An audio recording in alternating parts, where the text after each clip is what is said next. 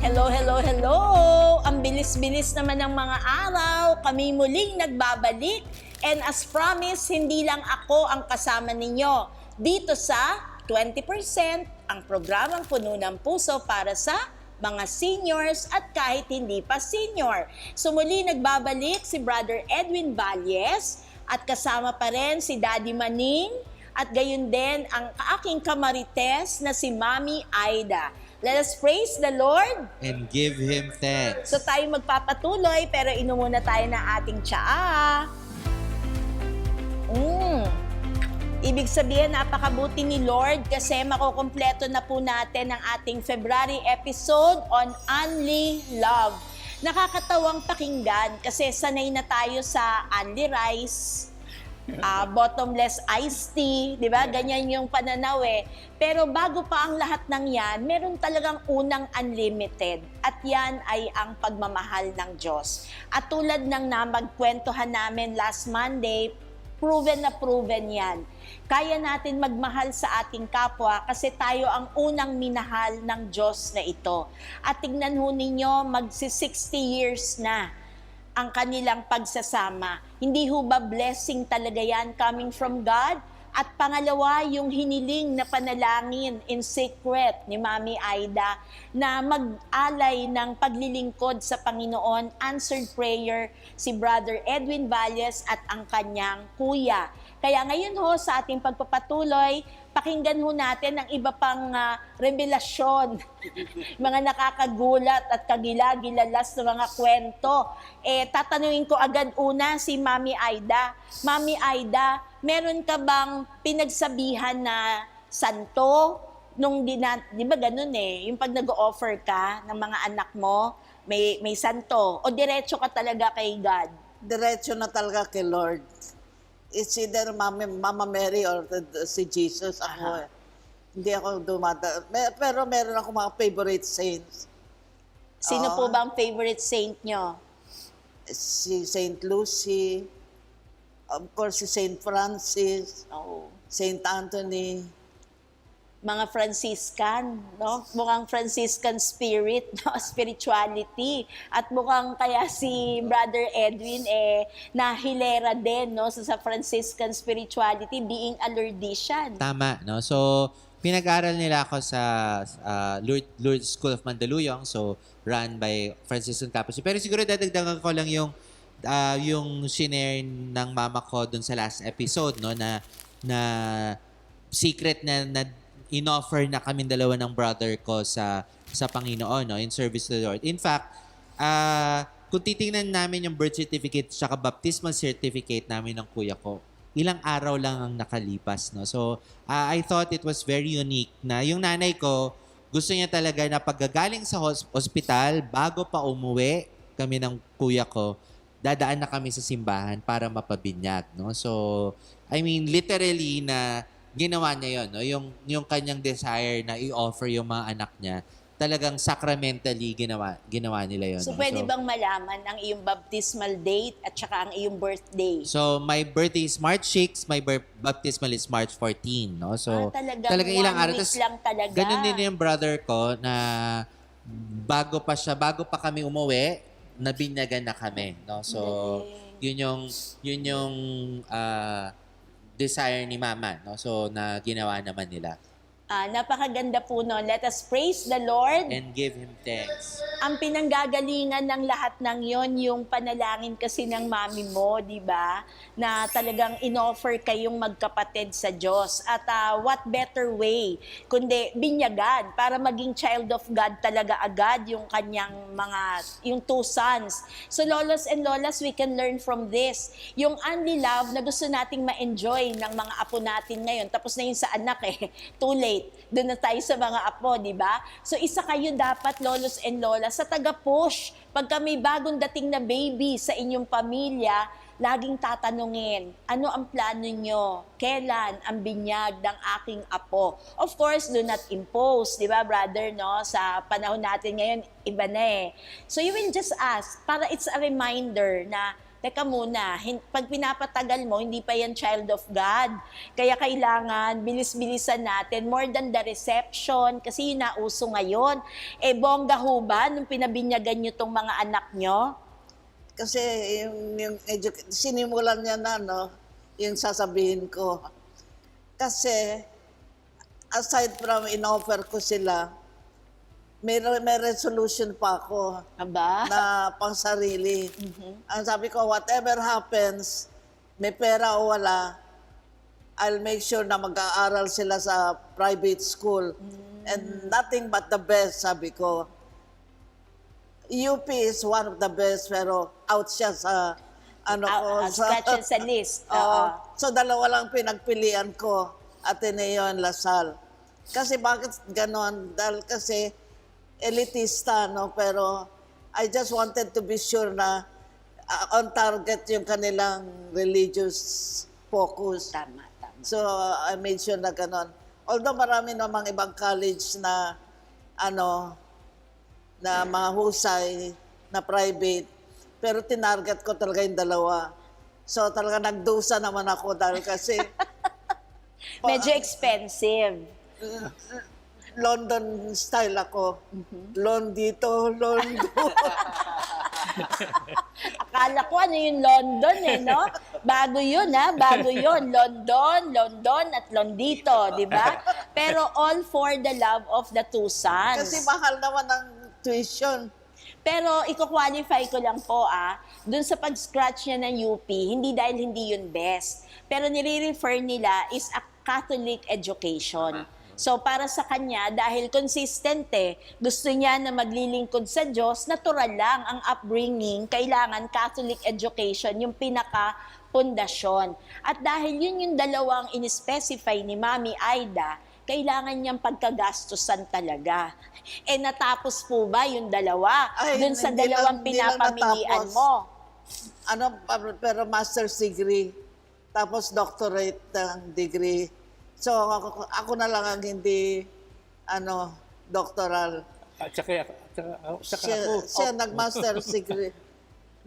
Lahat kami focus sa education. Pero ikaw, hindi lang doctorate. Kasi nasa iyo yung pagkasanta. Dahil sa iyo nagsimula yung resolution, sinabi mo yan parang board resolution lang to. Kaya hindi makatanggi ang Panginoon. Kasi nakahilera na agad yung mga wishes and dreams mo for the Lord. Let us praise the Lord. And give Him thanks. So hindi masama no, na nangangarap na may ganitong specificity, very specified talaga. At para kay Mami Aida at kay Daddy Maning, parang non-negotiable, Yes. Parang hindi makakatanggi ang Diyos dun sa kanilang hiniling at nilatag sa Diyos.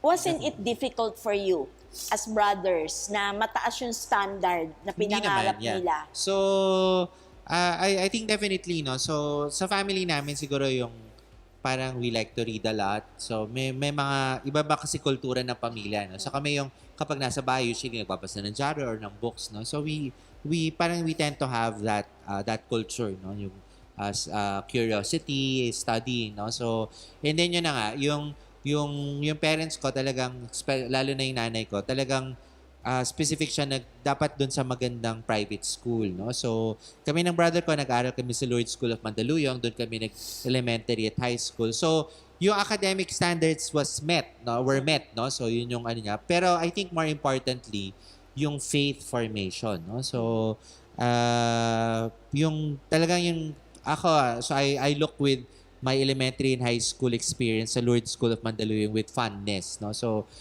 more than the academics, is really, doon na form at na shape yung aking pananampalataya, no? So, yun yung parang yun. And then nung nag-college ako, so tama, yung brother ko sa Ateneo nag-aral, ako sa Lasal, no? So, exactly yung winish ni Mama natupad, no? So, Parang hindi multiple choice, parang inassign talaga, hindi either, diba naman, both. Ateneo, Lasal, di ba? So, si Kuya Eric, tas ako, no? So, Kasi gusto ko i-share, ito, iniisip ko for the past few days, yung California fire, di ba sabi mo, saan ba nagmumula yung love?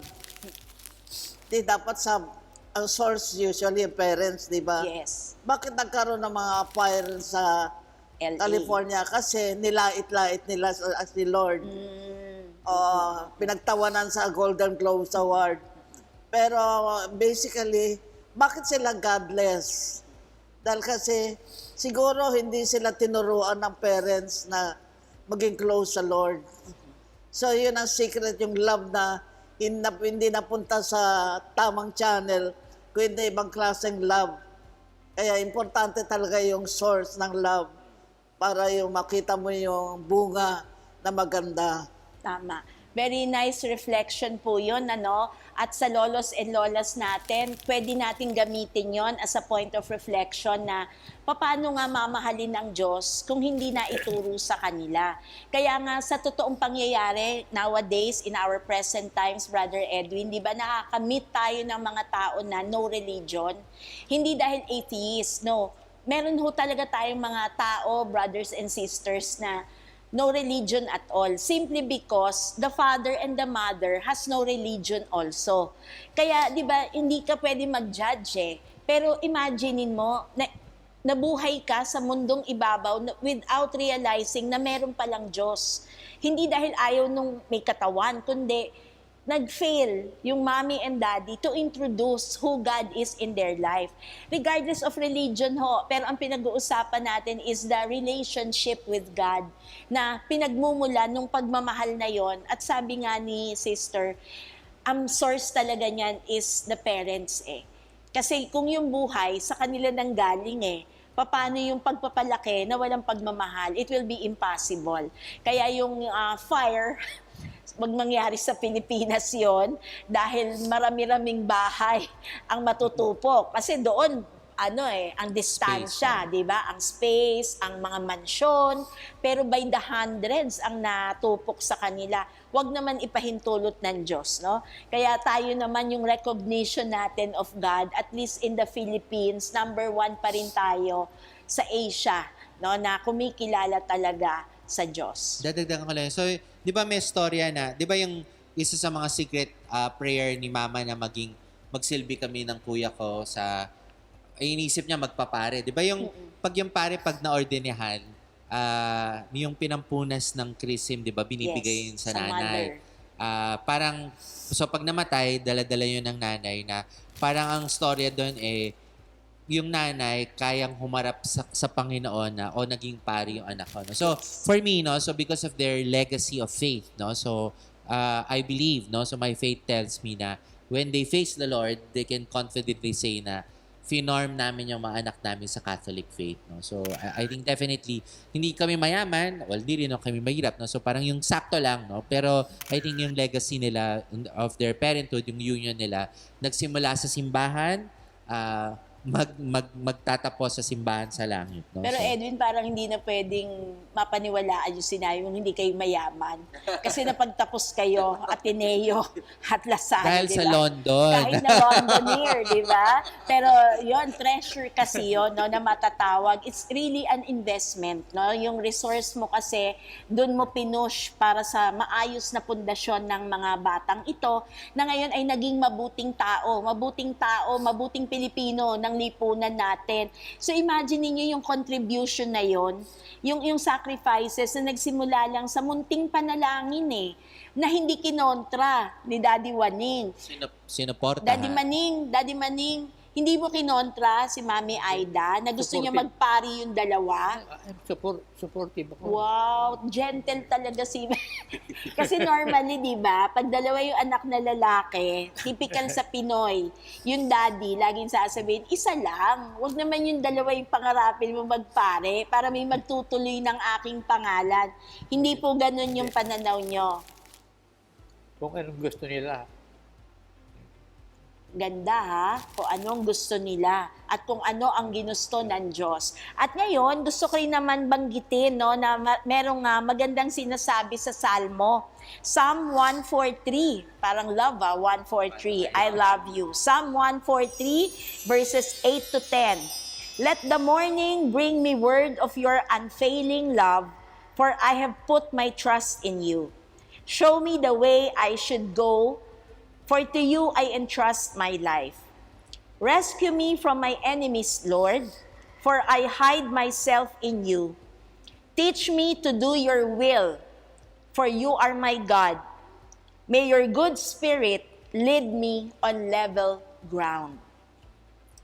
Maganda po. Let us praise the Lord. And give Him thanks. So, imaginein mo sa bawat umaga ng buhay niyo magkapatid, Brother Edwin, yung pala ang panalangin ng iyong ama at ina na maging man of God kayo. Diba? So, along the way, wala bang frustrations along the way? Wala bang napaka-perfect ba nitong magkapatid? Hindi ba sumakit ang ulo nyo? O hindi ba kinabahan? Kasi minsan ganun yung parang ninervyos sila dahil may kapilyuhan tong dalawa. Wala bang ganun? Walang special blessing sila. Talaga. Napakaswerte namin. So very obedient ni Brother Edwin. Oo, talagang normal lang. No problem. Napaka-sweet, mahal na mahal ka talaga ng Pati magulang mo. siguro yung parenting style din nila, no? So, yung parenting style nila is yung hindi sila yung, they do not control, no? So, they allow us, my brother and I. So, parang medyo independent, pero nandun yung care, no? So, mararamdaman mo naman na yun na nandun lang sila, no? But they allow us to pursue what we want. Hindi sila masyadong rigid, no? So, sa pagpapalaki, no? So, masasabi natin, trusting love. ayun, napakatindi ng trust. Parang ang laki ng tiwala nila sa inyo na you can do it. Parang alam nyo what you're doing. We fully trust you and support you. So, bihira yung ganung magulang. So, lolos and lolas, so napakaganda pala ng formula ng mag-anak na ito. Kaya medyo hindi nagkaroon ng mga difficulties along the way. Pero tayo, syempre, iba-iba tayo ng kwento, iba-iba ang buhay natin. Pero whatever challenge would come our way, huwag kalilimutan na ang hindi isusuko yung love, yung only love. Ano man ang mangyari, sa dulot-dulo, magulang ka pa rin. O sa dulot-dulo, we do not have perfect parents, pero wala rin naman tayong perfect children. Di ba? Kasi ganyan pag nagre-recollection, nagfa-facilitate po kami recollections and retreats sa lay force, pagkausap namin magulang, ang iniiyak anak. Pag naman na nagre-recollection at nagre-retreat anak, ang iniiyak magulang. Pero pag tinignan ho natin both angles, wala namang perpekto. Pero together, you can work it out kung hindi lang isusuko yung pagmamahal. Yung parang yun yung saving grace talaga Mahal kita. Kaya kahit naiinis ako sa'yo, pero dahil mahal kita. Kaya sa kanila, hindi nila yung naranasan. Pero tayo, nararanasan natin yon. Kaya mas ma-inspire ho tayo. Kaya parang ang sikreto ng family ninyo, magsimula ng tama. Parang 'di ba, looking back nung last Monday pa natin na pinag-uusapan, parang they started off right Parang siya nasa Panginoon na, nagsiserve, di ba, altar server, legionary, na napakahirap ng trabaho ho ng legionary, kakatok sa mga bahay-bahay, di ba, lilista nila sino yung hindi pa kinasal, sino hindi pa binyagan, yung parang, di ba, service to other people yun ang naging puhunan, yun ang naging pundasyon. Kaya naman, nang dumating ang dalawang anak, bilang biyaya sa inyong pagsasama, masasabi ninyo na dispensers of love, no? Agents of love, na pinakawalan kayo kung saan kayong field, pinagkatiwalaan kayo, at doon nyo ginagampanan ngayon yung bunga ng kabanalan na kanyang pinapanalangin. Challenges. Ngayon na grown-ups na at getting older na sila. May challenges ba? Fears along the way? Yeah, I mean like any person my age, no? So na may elderly parents, syempre yung elderly care, no? So it's both a blessing, no? So in a challenge, no? Or because it's a challenge, therefore it's a blessing. Let's put it that way, no? So yun, no? Yung syempre yung mga fear mo na ano ba matapilok, yung mga ganun, mabalian, or even yung mga pag-inubo, 'di ba? So kapag senior citizen kasi pag yung ubo sa normal person naging pneumonia, for example, no? So yung mga ganong fears, no? Pero yun na nga, but lalo na yung pandemic, no? So dahil magkakasama kami, wala kaming choice, no? So parang somehow naging blessing yung pandemic, naging faithful na kami araw-araw nagro-rosaryo as a pamilya, habang kumakain kami, we engage in conversation. So, napag-uusapan namin tong mga kwento nila. Ako gusto ko yung tinatanong sila yung mga past nila, di ba? Yes. Tapos magkakwento sila, no? So, yun. So, yes, dahil because it is a challenge, yung elderly care, no? So, therefore, it is filled with blessing. So, saan mo hinuhugot ang lahat? Kasi mahaba ngayon ng pasensya mo. Kasi dalawa sila sabay, di ba? Yung mag-alaga ka lang na isa, mahirap. Pero sila, sabay sila So, saan mo hinuhugot ang lahat ng yan? Yeah. Nauubusan ka rin ba ng patience? Masungit po ako. Masungit ba, Mami Aida? Sinusungitan ka ba? Alin? Nagsusungit ba? Masungit? Minsan. Hindi, Eh, pero... kasi artistic mood. So, tignan mo, mahal na mahal ka. Binibigyan ka ng understanding. Pero definitely yung Kasi grace. siyempre no? yung bunga, ganun din So, saan pa ba magmamana yun? Sino po ba ang mas matampuhin sa inyong dalawa? Si Daddy Maning ba? O si Mami Aida? Pag nagtatampo, Kasi madada ako mas expressive si Mami Aida. So, hindi kinikim-kim. Oo. Paano naman si Daddy Maning? Tahimik naman. Tahimik siya mula noon. Hanggang ngayon, gentle pa rin siya. Paano yan? Pagka nagba-birthday po kayo, kasi 89 at saka 80, di laging big celebration. Kasi hindi naman lahat kami makakaabot ng ganyang kahaba. Hindi. So hindi kami yung big party type of family. Definitely, kapag may birthday, nagsisimba kami. No? So yung celebration namin is heavenly celebration. No? Wow. So, definitely yun. So definitely yun na kahit yung kapag anniversary nila, nagsisimba sila together. No? So, pero parang pag mga parties, birthdays pala, we tend to be more intimate. No? So more or less kami-kami lang no? na nagsiselebrate. No? So we prefer it actually that way. So mag-hello ka naman sa kuya mo. Kasi kasama siya sa kwentuhan natin, pero absent siya dito. Oo. So shout out ka naman sa kanya. So, hello Kuya Eric, no? So, nandito ang ating parents ini-interview sa TV Maria, no? Sa programang 20%. So meron bang chance na activity sa simbahan na kayong lahat ay nagpa-participate aside from the mass? So far yung mass pa lang, no? Wala pa ata kaming other than the mass na nagsabay-sabay, no? Meron na ba yung kapag halimbawa, parang may coronation, yung medyo bata-bata pa sila, I think nagpunta sila dun sa coronation ni Virgen de la Rosa na Makati, no? So, pero hindi naman ako Canonical coronation. canonical So it's a big thing Yeah, parang gano'n. If ever mga devotion. So, yun yung magkasasama. Pero parang, but beyond that, wala kami masyadong public, no, na ministry. In fact, first nga kayo nag-invite sa kanila. Nako, alam nyo, matagal namin itong pinlano. Di ba? Ito ay pinlano nung naging guest ka namin din, pero Zoom pa tayo nun kasi pandemic time. So we were already thinking na napakaganda na masama natin sa ating program si Mami Aida at si Daddy Maning. Kasi nga, angkop na angkop para makapagbigay inspirasyon sa mga lolos and lolas natin. So kayong dalawa po, wala ba kayong tampuhan sa inyong pagsasama? May tampuhan ba? Kasi pag maingay yung isa, tahimik dapat yung... Yun lang naman ang solusyon Huwag sasabayan. So bukang si Daddy Maning hindi matampuhin. Hindi, nag-ano rin siya. I remember, so yun yung... Kasi di ba yung pinakwento mo pag mga retreat, di ba?